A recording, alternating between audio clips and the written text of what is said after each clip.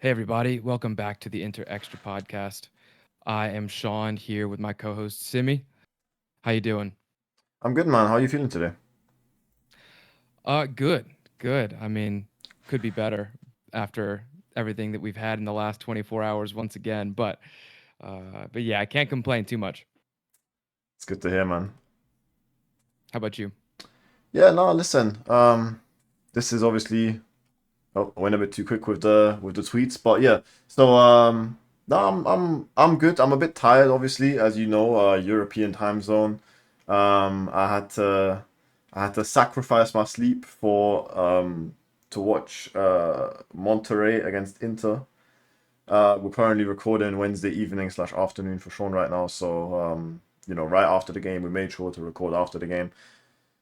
But yeah, no, I'm a bit sleep deprived right now, but yeah, It no, was it was what 3 a.m. for it you was when it 3 a.m. started? Yeah, plus you never know with Americans if they start on time, so like you kind of have Yeah. to just like plan at least 2.5 hours. So went back to sleep at like 5:15, and then I don't know. Eventually, I woke up, but yeah, I'm knackered. So yeah, try my best to give you my full attention though.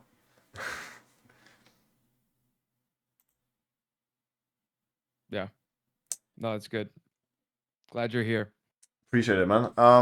Yeah, before we start, just quickly, as always, guys, if you don't already follow us on Twitter /x inter underscore extra, we're closing in on 70K. Make sure you follow and obviously subscribe if you're on YouTube. And if you're on Spotify, Apple Music, or Amazon, make sure you subscribe to YouTube as well.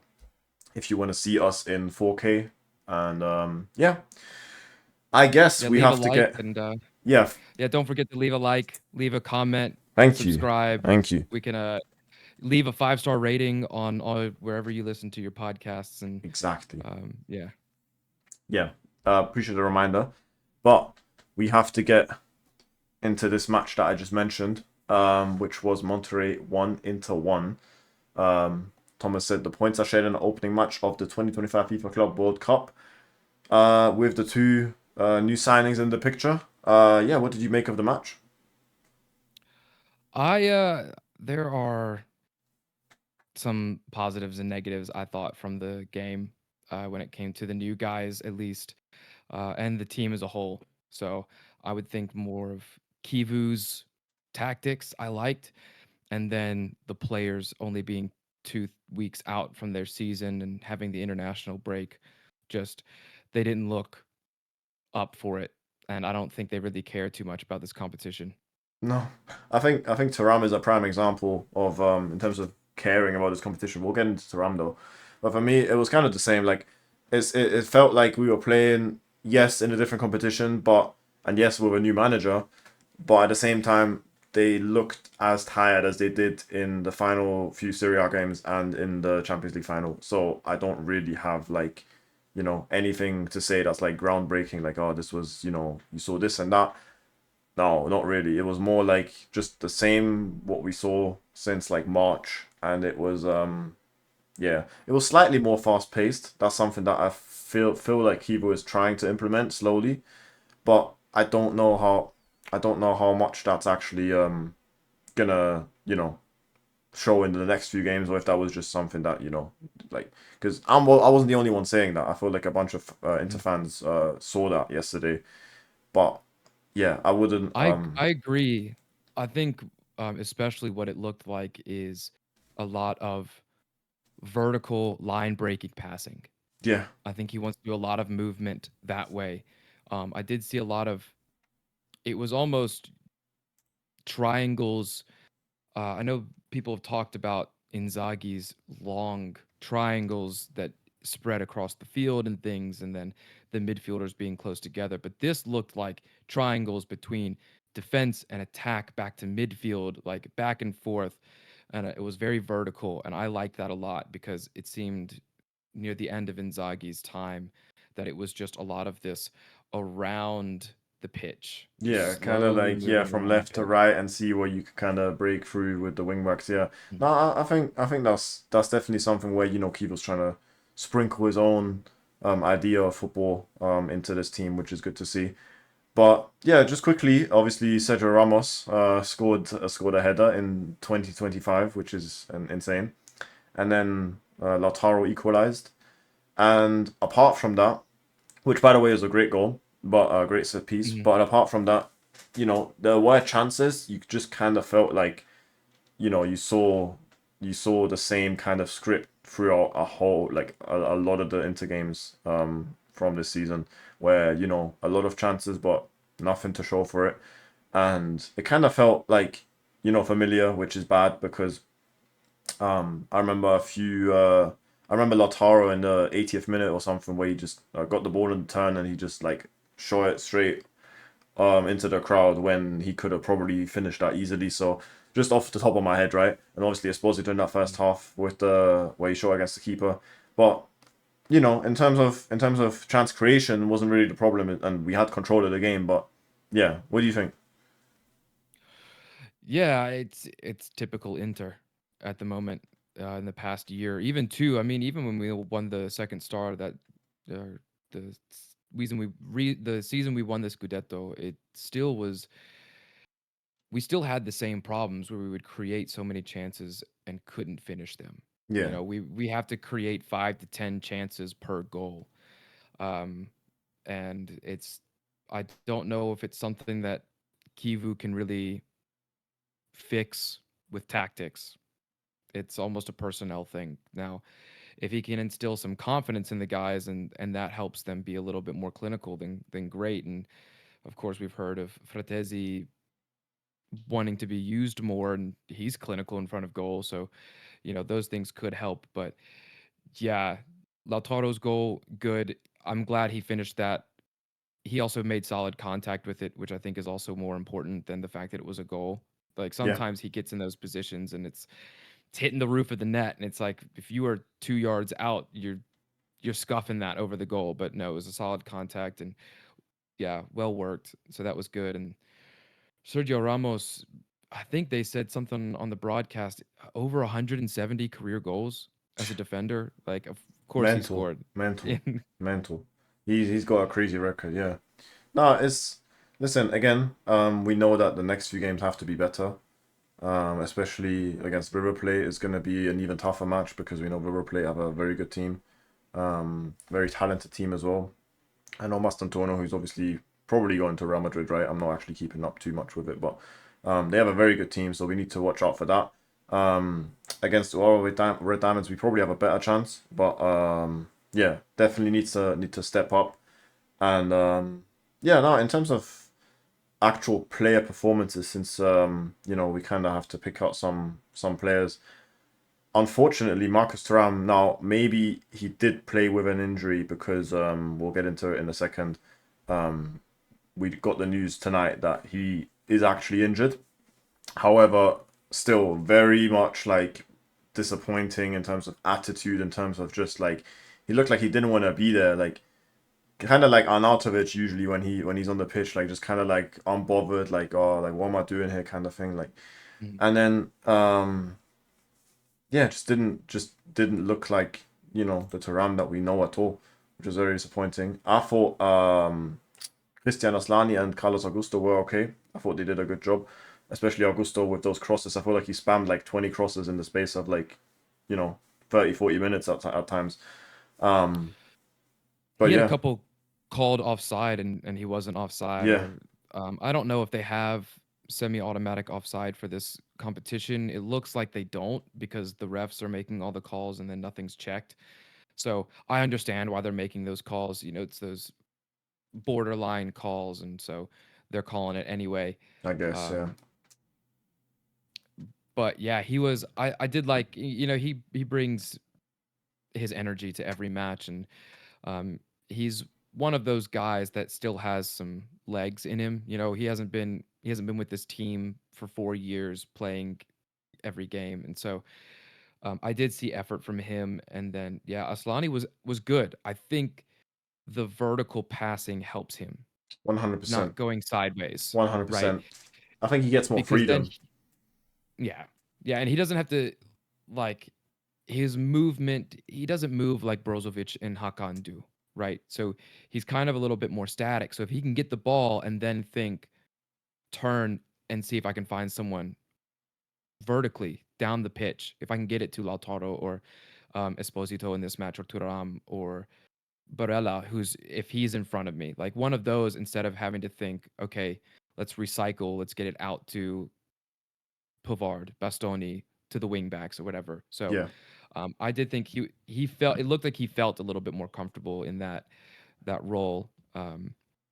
Yeah, and Turam was really bad, but like you said, I think it has more to do with his attitude than so much his form. his injury or form. Yeah, I don't even think like I don't even want to blame it on the injury. People were commenting on the injury tweet.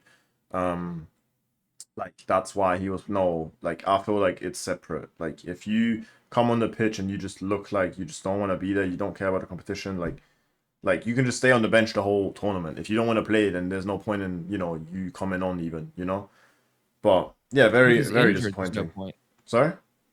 If he's injured, there's no point either, Oh right? yeah, of course, yeah. But even if he's like somewhat okay and the manager sees that he's ready for 30, 40 minutes, but he doesn't want to be there, doesn't want to be on the pitch and shows that by the way he plays, then there's no point. And yeah, we had an interesting lineup apart from that. One guy that, we kind of have to pick out is Sebastiano Esposito. Now, this is something that he was very opinion splitting on Twitter. I actually really liked what I saw. There was one clip that I saw on the timeline today from the second half where he like received the ball and he did like a little scoop turn back, like took the ball back and then around the approaching defender with a little scoop turn, like little technical things like that we don't see from this Inter team, that we don't even see from Lautaro to Ram at times, right? And I understand. I'm on the side of I see something in him. Can we make use of him? Can we, potentially use him in the squad going forward? Or is it just going to be another one of those, like, okay, we see what he can do and we're just going to loan him out anyway or sell him? Yeah, yeah, that kind of, that gets into something a little bit later that we want to talk about as well. But um, we for Seba, I think he did have a good game. I liked it actually, and I'm not a fan of his. Yeah, Right, I'm not one of the ones that say keep him. I do think that he has a decent level to be in the Serie A, but I don't know if it's Inter level, right? So um, I had something in my notes here. Yeah, so what you were saying, his touches that he had and some of the passes that he was trying, we don't see yeah, from the other forwards. He has a technical ability that I think is improves in what Kivu was also trying to do. I tweeted it out and I was saying that we were trying to get the ball into the forwards' feet where they can do something with it instead of letting them just be the final touch, right? If you want to put in crosses and cutbacks to your strikers, you want someone that's clinical, that only needs one touch to score, an Icardi, right? But these guys want the ball at their feet. yeah, And so getting the ball to Seba's feet, I think helped him a lot. Now, of course, he needs to improve on his finishing, but when it came to everything else, and he didn't really have um Sergio Ramos, I think, was more focused on Lautaro. So he didn't have a bully defender on his back the whole game. So he didn't have to do hold up play too much. But, you know, quick passes into his feet, long balls, he was still able to bring that stuff down. That's still a sign of a player that has quality. And so I did, and Kivu said it himself, he liked what he saw yeah, from Seba. But just if he finished that chance in the first half, I think we're talking about a really solid game from him. yeah, 100%. Yeah. Now, we have to look at the injury list for this game as well. We were missing a couple of players. Hakan was missing. Francesco Pio Esposito was missing, who is trying to get back for the game against Urawa with Diamonds, actually, but we're going to get into that later as well. Zielinski was missing, Bisek was missing, and Fratesi was missing as well. And then Um, Dumfries. That's the Dumfries was last missing second as we well, had thank you. Dumfries. Yeah, forgot about Dumfries, yeah. I think this is the next tweet here that I'm actually looking at. Yeah, so these are the training updates right now. Obviously, Marcus Thuram, we mentioned, is injured. Pio Esposito could return against Urawa, and then Çalhanoğlu, Dumfries, and Fratesi could return against River Plate, which is good. But obviously, we don't know if they're ready to start at that point, right? And then Bisek and Zielinski are out for longer, right? Now I don't know if that means the whole tournament, but they obviously traveled, so maybe they're ready for like a potential round of 16 quarterfinal, blah blah blah. But obviously not relevant right now, right? So much on injuries, and then in terms of our opponents in our group, River Plate did beat Urawa Red Diamonds 3-1 in Group E. So and Facundo Colidio actually scored the opener, former Inter striker. I think academy graduate, but correct me if I'm wrong. So Yeah, I don't. Yeah, he was there for I think 2 or 3 seasons. He's one of the Argentines that they get at 14, 15 years old, and then yeah, he was loaned out a couple times. but yeah, that was to be expected. I think that result, but that's basically the the standings in the group right now. So they have 3 points. Inter and Monterrey have 1 point, and Urawa Red Diamonds have 0 points. So yeah, one question I do want to ask is who would you like to see at striker if, assuming that Pio Esposito is fit, who would you like to see partnered up with Lautaro? Which of the Espositos? Pio. Yeah? I think Seba and Lautaro want to occupy the same space a little bit too much. I know Seba did. I think he obviously listened to Kivu because he played the 9 more than Lautaro did. Lautaro was the one that was dropping deep. I mean, into midfield. I saw Lautaro deeper than Barella at times. So I think that's not Seba's game to be a lone 9 kind of in that system. And so I think it worked, but I would like to see Pio more because he's going to be the one that wants to stay and float around the box and in the 6 yard box. I mean, he wants to be as close to the 6 yard box as he can be. So Yeah, that would be more intriguing to me. And you can pair any of them with Pio if he's out there. 100%. Lautaro, We his don't have brother. a profile like Pio Esposito in that squad. Because Esposito, Sebastiano Esposito has certain characteristics that maybe are similar to Turan, but Pio Esposito is a whole different beast, you know. Just we talked about it last week, just by the way he's built. This guy is a beast, like he can do anything, like finish, like header, anything. We saw it in Serie B. So yeah, no, I agree with you. Obviously, if he's fit, you don't want to risk him. Maybe Seba will start and then we'll get a good 30 minutes out of Pio Esposito. But yeah, very excited for that. First and foremost, obviously, I think in terms of the game, unless you have anything else to say, I think that's a wrap for the little match report. No, I think that's everything. It just, I tweeted it out that it was just uninspiring from the players, but you can Yeah, see what is being worked on. So this tournament doesn't matter, right? It's nice exactly. to watch Inter, at night for me, right? You Yeah, guys yeah, have always that's. gotten the 8 p.m. It's nice for me to be I able know to you watch were at 8 smiling, p.m. yeah, Yeah. but no. So it was good. Yeah, first thing we have to mention, since it's obviously a very serious topic, is that Mehdi Taremi is currently stuck in Iran. Um, he was there, so the reason why some people were confused why he went to Iran, the reason was because he won the Player of the Year from the Iranian FA, I think. Um, and then obviously he was there for a couple of days for the ceremony and stuff. And then obviously, you know, war broke out, and now they are the airspace is completely blocked off. And we'll get into this right after, but yeah, he currently can't leave, and he's not joining the squad for the Club World Cup. His safety is obviously number one priority, but yeah, crazy, crazy situation. And then Just uh, yeah, my thoughts and prayers to him and his family and wherever and yeah, whoever else is with him at the moment. Hopefully they stay safe. yeah, it's definitely number one priority. Um, but it also looks like Mehdi Taremi will leave Inter in the summer, regardless, which is interesting since we already had two strikers leaving, and we're basically just getting rid of the whole backup. Interesting move by the board to completely throw out three quote unquote more or less experienced strikers, and now we're gonna bring in most likely Andrew Boni, who we're gonna talk about later, and maybe even Hoyland. You never know. I doubt it, but maybe even Hoyland, and then we might want to keep Pio Esposito, so a complete like turnaround when it comes to strikers or backup strikers. But yeah, he can All of definitely go like to all of them the average age between all of them is 10, 11 years younger, That's insane, isn't which it? is wild. It's It's crazy. wild. But what do you think of Taremi leaving? Um, I think it's harsh, but it's needed. Yeah, I think the board needs to be ruthless, and this is one of those moves that you can be ruthless. I would keep two strikers from last season, and we have the loanies, and we're making the moves to fill in those spots in whatever way that works and whatever happens there.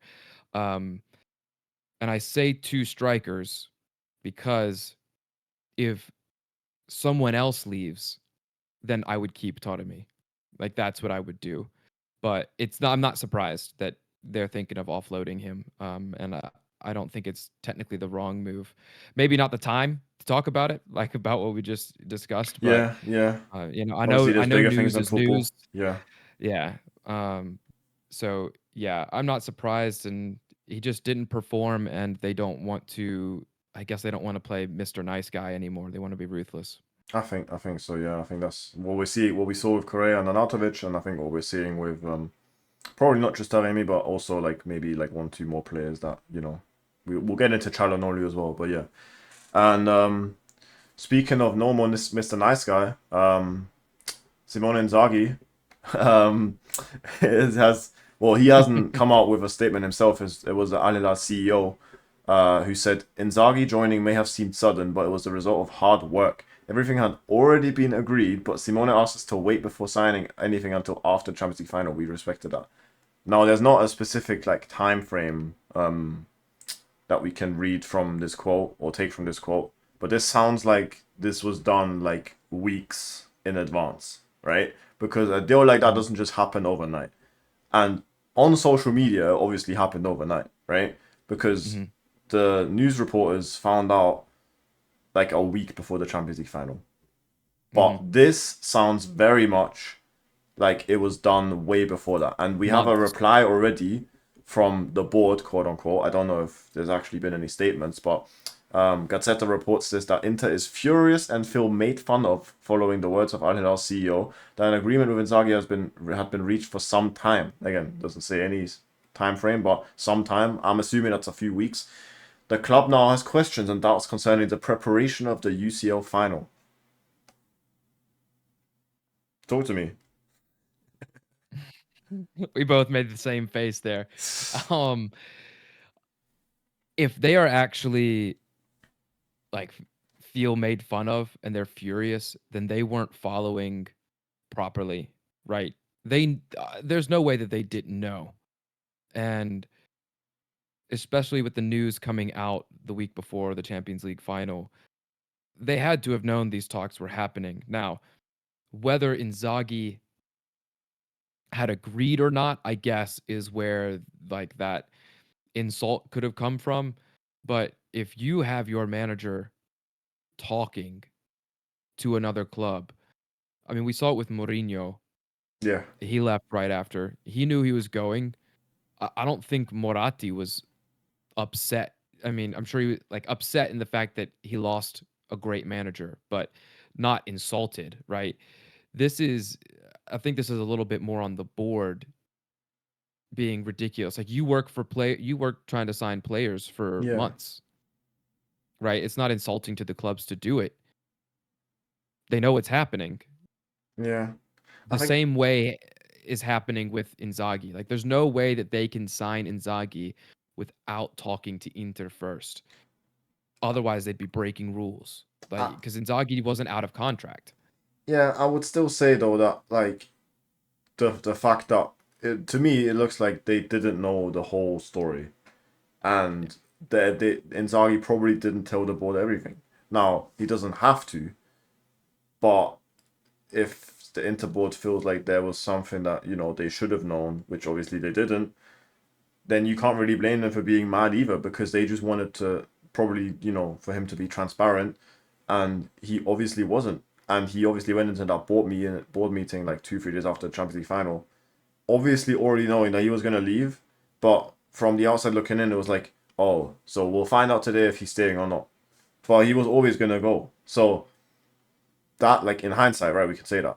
in the moment we didn't know. So as the Inter board, you kind of understand, like if you put yourself in their shoes, like you kind of understand why they're a little like annoyed with it. So That's where my anger would be towards Inzaghi. yeah, yeah, You for know, sure. Al Hilal is just doing what they've been. I mean, all the Saudi clubs have been doing what they've tried to do for the last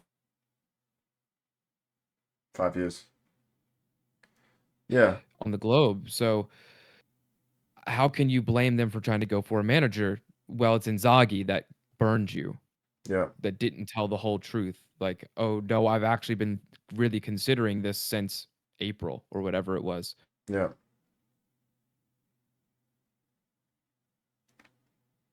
Prepared after that, you know. That's where my anger would lie.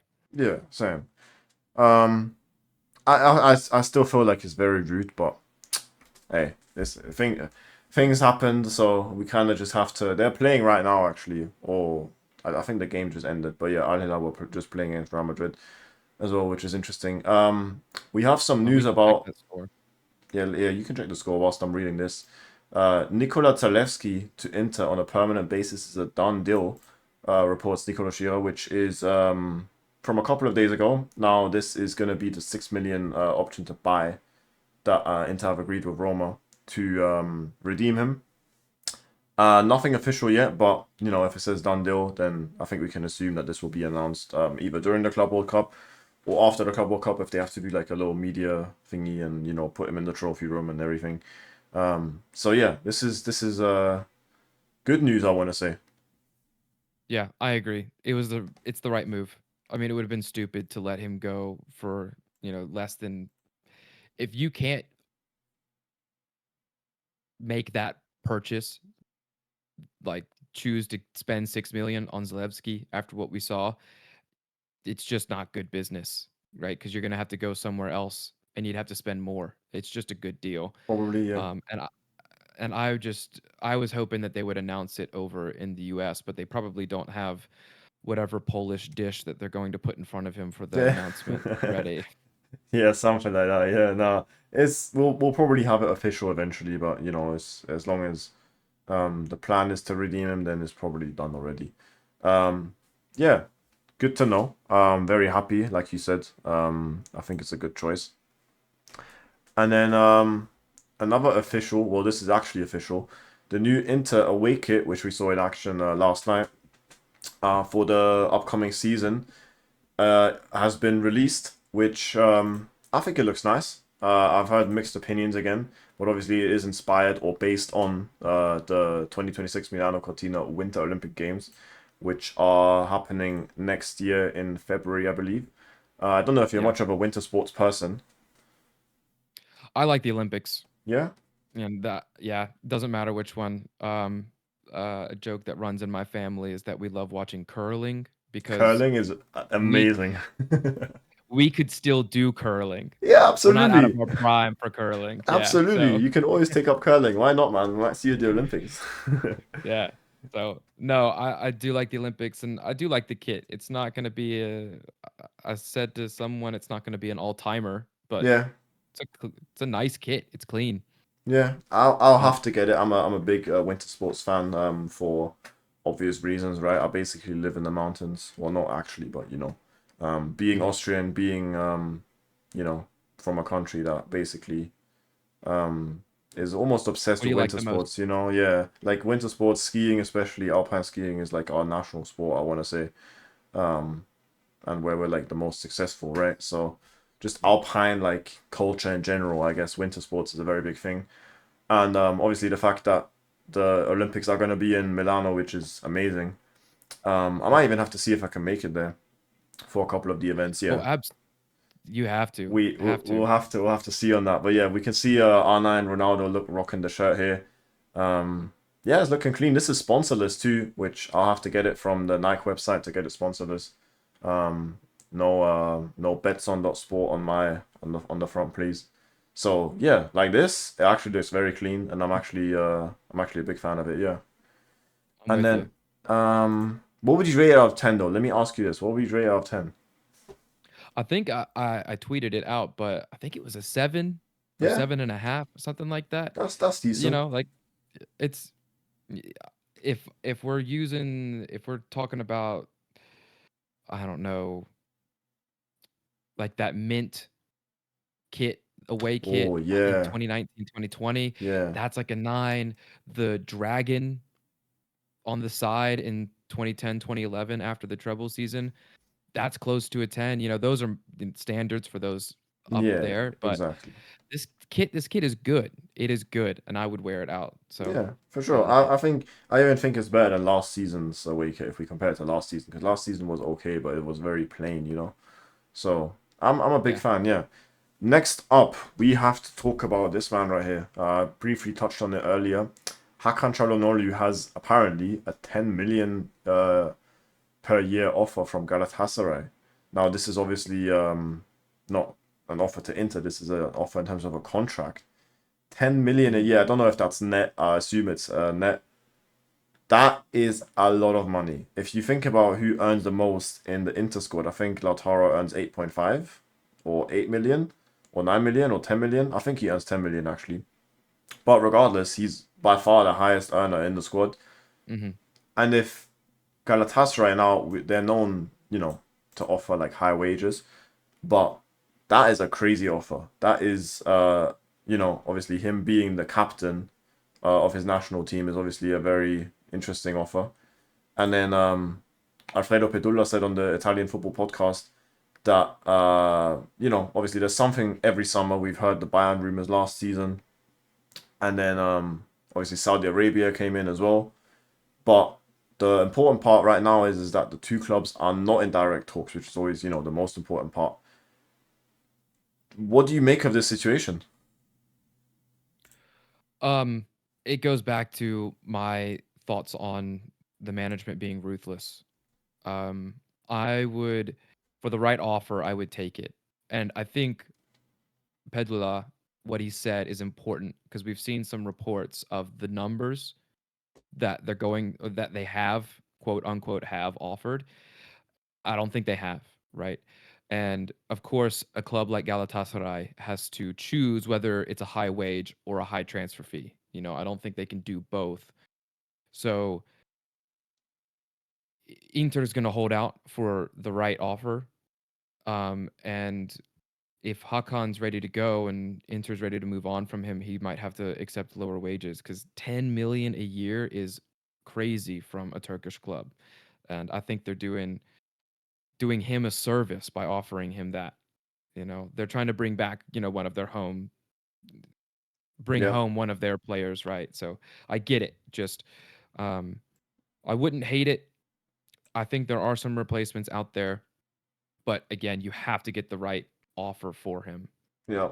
to be Now to make that happen. there's been some rumors about Adrian Bernabe from Parma. Obviously, we've had a bunch of Parma players that we were linked with. Nothing concrete though, so I didn't include it in any of these tweets here. But he would obviously be an option. But there's a bunch of registas, I guess, if you want to call it that, that are available on the market and would be interesting for Inter. But as you said, Galatasaray are more known to pay high wages and then not as high transfer fees. Inter, just like with Fatesi in January, they will most likely not step down from asking for 35 to 40 million, and Galatasaray don't want to pay more than 15 to 20 million. This is where I feel like this is kind of just gonna die eventually because they're gonna just say no, we're not gonna pay more than 20 million. So I personally don't see it happening. It makes sense for him, but if the clubs can't find an agreement, which is looking very unlikely right now, then this does say an agreement in principle on personal terms, but that's only an agreement in principle and only on personal terms. Therefore, you need to be very careful with these reports, and I personally don't think it's gonna happen. No, if they don't pay over 30, it's not happening. No, never, definitely not.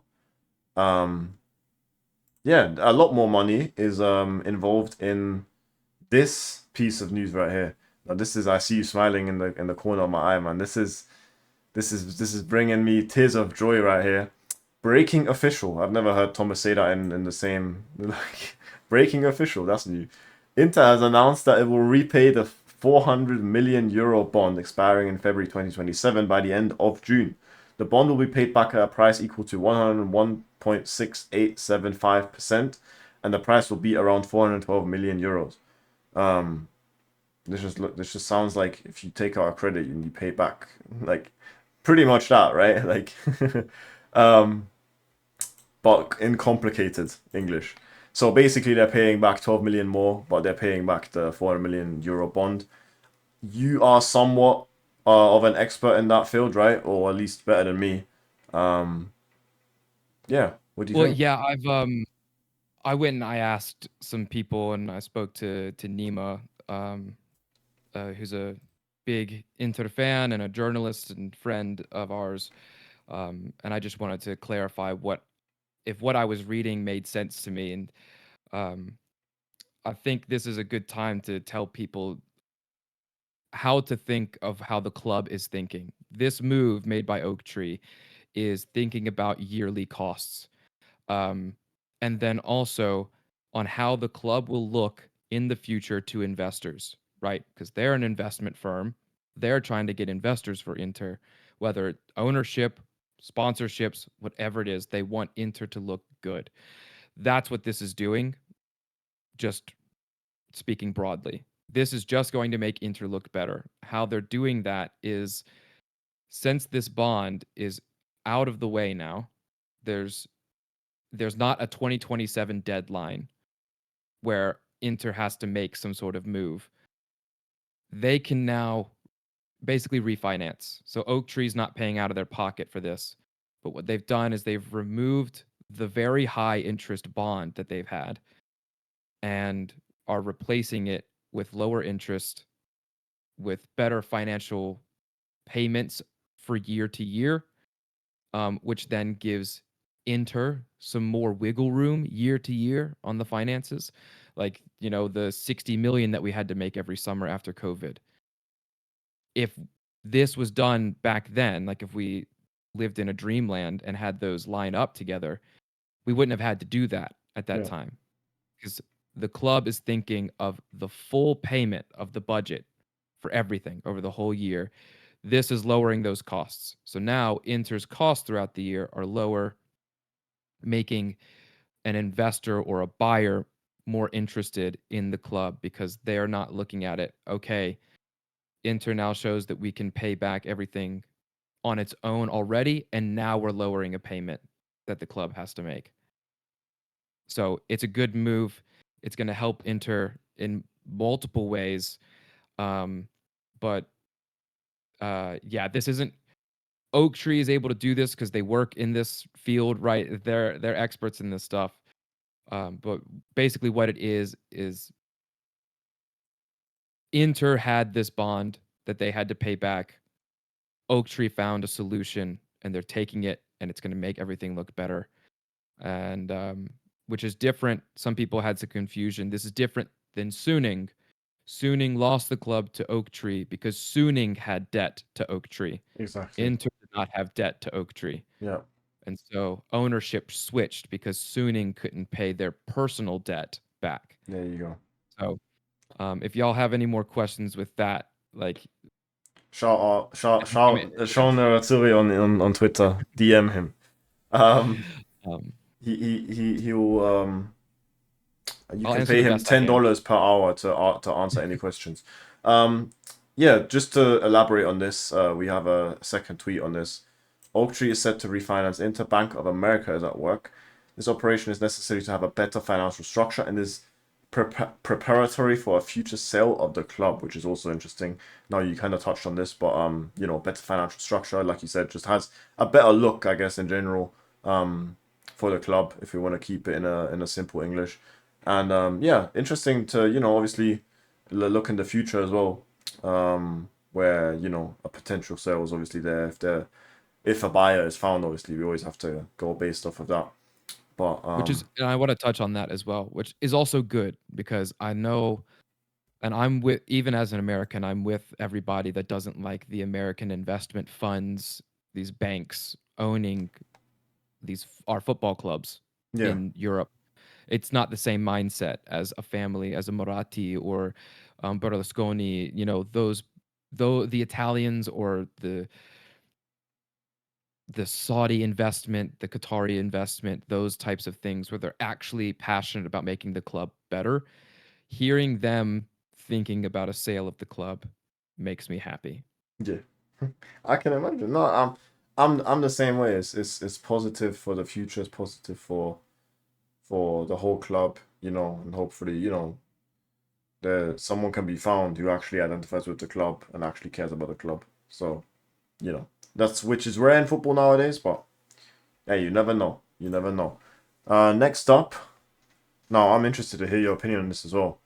Um, Francesco Pio Esposito's entourage is reflecting. Staying at Inter next season would be ideal as long as the forward is at least the fourth choice, not the fifth choice. Otherwise, the 19-year-old will look to play elsewhere for consistent minutes. We've read the Parma rumors. Sorry, not even Parma. We read the Torino rumors, Bologna rumors, and the reason why I only picked this tweet out is because this just came out today. Basically clarifying everything. If he can stay as fourth striker, which would probably mean no Højlund incoming, then he's down for that. But if it would be fifth choice, then there wouldn't be any point, any like, why would he want to stay, right? Because he would barely see the pitch. And the reason why I feel like there won't even be a fifth choice is because we're gonna have the under-23 team, where our Spinaches and whoever Lavelli and whoever, they're all gonna play at a decent level and be ready basically if we would need a fifth striker, right? So I think that's not even going to be a topic whatsoever. However, I might be wrong, right? But I feel like, now I'm interested to hear what you say. I feel like this could be like a great decision for him to stay as fourth striker. Because even then, if he plays well, if he plays better than Boni or Thuram or even Lautaro, he can really like skyrocket this year. I think he can go crazy. Yeah. Two things on both ends of the spectrum. First, whenever there's a player like Pio and he's coming from Spezia and then he gets to play with Inter, it's going to improve him, Yeah, right? Training with those guys, playing with them, I mean, playing with higher quality players improves your game. It just does. And I think for him, that would be excellent because Italy needs to develop their attackers better. This is one of those guys that in the future could be leading the line for the Italian national team. 100%. So I think for that, it would be good. But for me, if I was his entourage, I would say we're leaving if we're not third choice because he needs to play. So if he's not going to play the 1,500 minutes that Arnautovic and Taremi got combined together, because remember they were injured all the time Yeah, this past season. Correa useless basically because they were injured. But those minutes need to go to Pio. 100%. That's I where they would agree. need to go if he stays. I agree. And with Boni on the way, I would get him a good loan in Serie A. Yeah, Um, I, that's what I would do. I don't have a problem with him staying, um, but it has to be in the right circumstances where he can continue to develop and help Inter. yeah. I think from a financial standpoint, it would definitely be the smarter choice to keep him because then we don't have to go and buy a Højlund for 40 million or whatever it is. But obviously, the player's wishes need to be, or his camp, what his camp wants to do, is obviously the most important thing. Um, Now I was gonna do a separate um kind of like topic on make a separate topic on Sebastiano Esposito, but it looks like he's getting he might be involved in a counterpart deal with Parma for Andrian Boni. Now this is the most recent news about him. People always talking about um Inter paying 20 to 25 million for him, but now it looks like it could be 13 to 14 million plus Sebastiano Esposito because Parma really liked the player. Now, I would be more than happy to keep Seba, but I can't see it happening, unfortunately. As much as um I really like his qualities, I feel like it won't happen, and it looks like he's going to be used in a deal with Parma. This is the benefit of Empoli not redeeming him, Yeah, actually. So it's good. He is good enough to start for Parma, Seba, 100%. Sebastiano. And so I think it's a good move for him and for his career. Um, and if it lowers the price for Boni, I think it's good all around. Yeah, I know that you like Sebastiano, um, and he does have quality, but like I said earlier, I don't know if it's Inter quality, and we want him to be making the step up to challenging the guys that are playing the Turam and Lautaro. And I don't know if he can do that at the moment. And honestly, if he does well at Parma and we're getting what 10 to 12 million out of him in this deal, he would love to come back to Inter. Yeah, You know, if we go back in a summer or two after he's done well, keep a I little don't see him buyback saying no clause to like we us. did with Fabian. You never know. There's always an Hmm. option to do that. We don't have to just loan him out. Um, Again, I feel like it's a good opportunity for him to grow. And then I like the comparison you made with or comparison. I like the example you gave in terms of is he ready to take over that third or fourth striker spot at Inter after that season with Empoli? I would personally say yes. I just don't feel like the board sees it the same way, because to me, if you play in that, without trying to sound disrespectful, terrible Empoli squad, and you score what 10, 11 goals in all competitions and get a couple assists as well, to me, you're ready because you had to deal with like players that are obviously a level below you. And then if you get put in a better team, yes, there's more pressure. The shirt might be heavier, but you're playing with world class players and you're gonna get the ball served at your feet how you need it. Which is why I feel like he would be ready. I just don't feel like a lot of people see that, which is fair enough, right? So, yeah, but Yeah, he's definitely more useful than our previous three, I oh, would say. 100%, yeah. But is that really like how the board sees it? I don't know. I don't think so.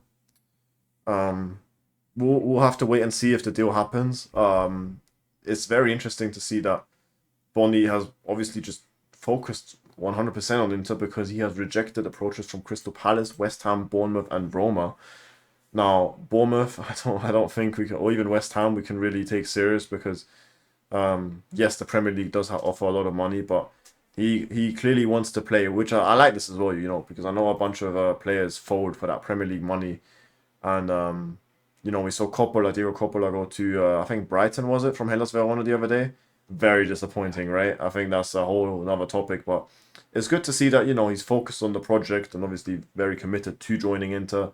Obviously, wants to follow in the footsteps of Christian Kivu in terms of going from Parma to Inter. Mhm. So this is positive. And then another Parma player that we have to look up is Giovanni Leone, which is someone that we have been linked with previously when he was at Sampdoria when he was 17. He is now 18, and Mhm.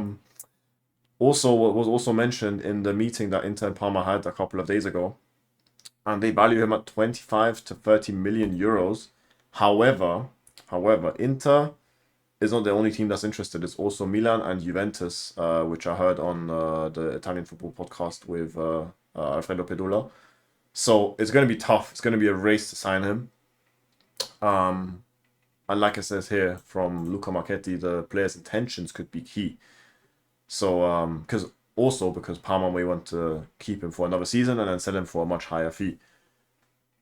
Do you think this is the guy for central centre back? Yes.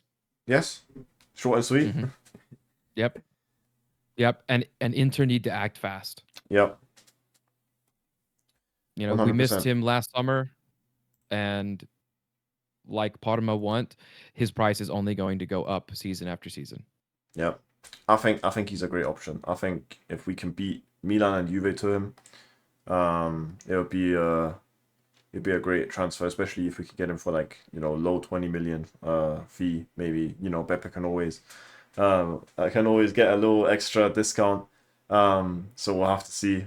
We'll have to wait and see. But yeah, again, we'll touch on the transfer rumors again next week. Obviously, we'll keep you guys updated in terms of what actually happens. But just picking out the most important and the most recent news, and then we'll go from there. Now, the international break is theoretically over, but not for everyone. So we'll get a quick update in on that as well. Yesterday, Tadrian Buchanan saw 80 minutes of action for Canada, scoring a brace in a 6-0 Gold Cup win over Honduras. I saw the goal myself. He had a little bit of that striker's instinct in him, really, or Denzel Dumfries' wingback instinct almost. Um, Honduras not looking too good, but 2 goals for Buchanan, which is interesting. We also have a Hmm. quote from him here where he said that Inter did not ask him about playing in the Club World Cup or ask him at all if he's playing in the Gold Cup with Canada, which kind of seems to me like they don't really care. Like I don't know what you make of that quote. He said himself, "I guess they're okay with it because I'm here now. I wish them all the best, and I know they'll do great things." Yeah, like he's doing well, obviously, right? But Inter don't seem to care. Yeah, it's harsh. It's not something that I would expect from Beppe or Inter at all. I guess, they're rolling with your loan is at Villarreal June 30th, yes. until June, and we didn't call you back, so keep talking to them until the loan expires. And um yeah, it's weird. He's obviously not in the plans. So but it's kind of not the way to treat one of your players. I don't think they would do that to their youngsters on loan. So Yeah. Nah, I feel yeah, like you kind of feel like not seen if you don't really get any communication. Um, yeah, but good for him as good for well. him. Good Yeah, performance. very happy for him. And obviously, hopefully, you can continue to do, or you never know, you might prove yourself in with the Canadian national team, and then either you get a higher fee for him if you eventually do sell him, or you never know as a good backup option. And then we have some under 21 Euros updates. I only have a tweet put up for Luka Topalovic here, but I want to mention Giovanni Fabian first, who started the first 2 out of 3 group stage games for Italy under 21. Now, Inter, it's been a bit quiet in terms of the buyback option for 12 million euros, but it's still there until sometime in July. And yeah, he started 2 out of the 3 games. I watched the first game. He did well. The second game apparently he wasn't playing that well, and then the third game yesterday against Spain, he had to hold the bench. And then yeah, so good to see that he's playing somewhat regularly. And then we have Luka Topalovic, who gave his debut for Slovenia under 21. Obviously, he used to play for the under 19s. Made his debut playing out a 0-0 draw with England under 21, which is good to see. Number 16 right here. And then I literally just checked live and direct. He got subbed in minute 82, just a couple of minutes ago, when Slovenia under 21 were playing against Czechia under 21, who they lost to. So Slovenia lost.